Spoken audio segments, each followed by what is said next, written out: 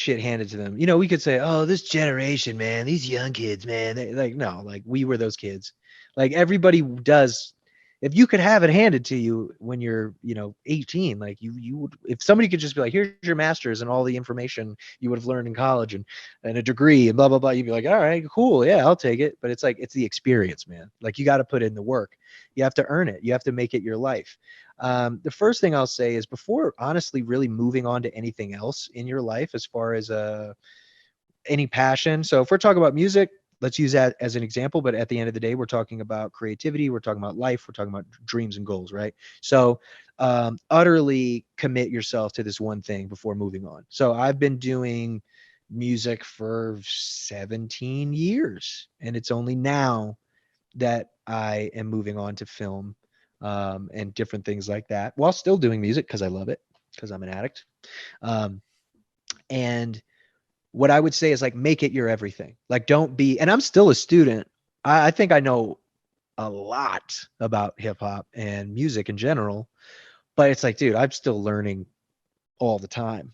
When I was younger, here's another piece of advice. When I was younger, people would say things like, "Oh yeah, when Sugar Hill Gang did, blah blah blah blah blah," and I'd be like, "Yeah, yeah," but I wouldn't know what the fuck they're talking about.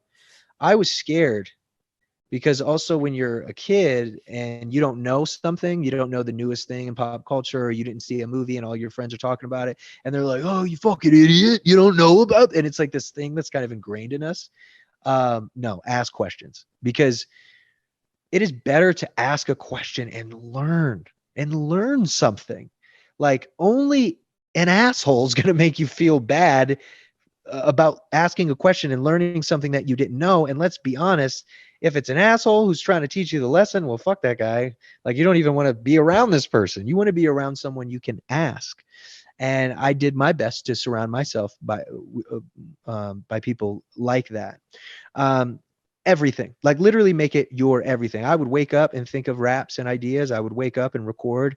I mean, there was a point in time when I was doing 5 songs a day minimum, Whoa. minimum 5 songs a day. Now, they probably weren't that good. You know what I mean? But it's like I was doing it to learn cadence, to learn style, to learn, you know, even just the flow. I mean, it's such a poetry. I'm trying to think of like a rap. I don't even know what's how does fucking whatchamacallit go. I have so many songs. I have to ask other people. I'm sorry. Growing Pains 4. How does that start? I live by. Oh, here we go. I live by the beat. I die by the beat.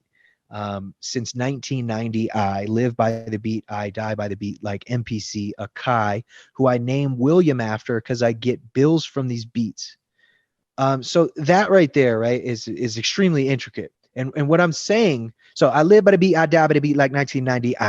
Live by the beat, I die by the beat like MPC Akai, who I named William after because I get bills from these beats. Fuck the industry. You know we keeping it real up in these streets. Came up in the world that's office access, all that's promise, death and taxes. Don't give a fuck who be running the fastest. My anxiety make me spit it a mile a minute. I'm stuck in the clinic like Flynn Montgomery. Take a step back, tell me right now, boy, just what your summary creeping through fireside. Like, so that whole thing, there's a million things in there. I'm talking about the main character, Flynn Montgomery, who feels like he's stuck in this mental loop, and how that was actually me. I live by the beat, I die by the beat since 1990. What that means immediately out the gate is I live by the beat, like I live on this beat that I'm rapping on, but also I live by the beat of my heart since 1990, which is the year that I was born. I live by the beat, I die by the beat, like MPC Akai. I'm surrounded by MPCs, which are drum machines, which make beats, which I also named the one of the main protagonists, the characters of my second album, The Incredible True Story, which is about two gentlemen who are looking for a planet called Paradise in the year 2115, and it's this whole fucking thing. But one of the characters' names is William Kai, and I named him Kai after the Akai MPC.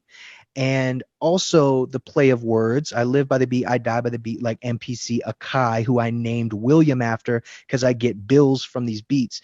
Bill is short for William. So then I'm talking about bills as far as money and this and da da da and whatever. Now, I'm not sitting here trying to suck my own dick. I'm just saying I do what I do and I do it very well. And that's one example of it. And the only reason I do what I do so well is because I made it my life. I have studied everyone who came before me. And I didn't just study, the Nas's and the KRS Ones and the Big Daddy Kanes and Rakims and Wu Tang Clans and Mos Defs. And I mean, I could go on and on. I studied poetry. I studied the dictionary. I studied the thesaurus. I studied these books on anatomy that my mother had, so I understood a carotid artery and what goes into the brain and neuro and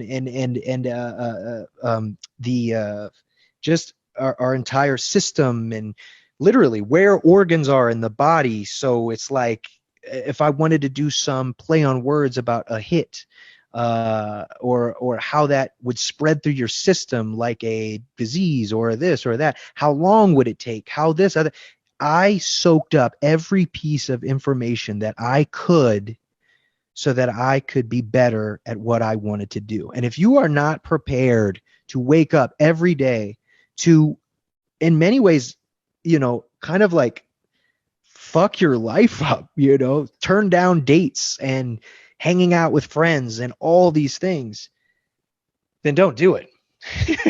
But I think if you, as an artist, creative, whatever it is that you want to do, but I'm talking to a musician right now, let's say, if you really want it, just do it. It's that simple. Just do it and make it your life. It's funny because me saying this now kind of wants to tell the kid version of me, like, dude, go outside. Like, you know what I mean? Like, get a friend. Like, what are you doing? Like you're scared of the world. Go walk around, like, do your thing.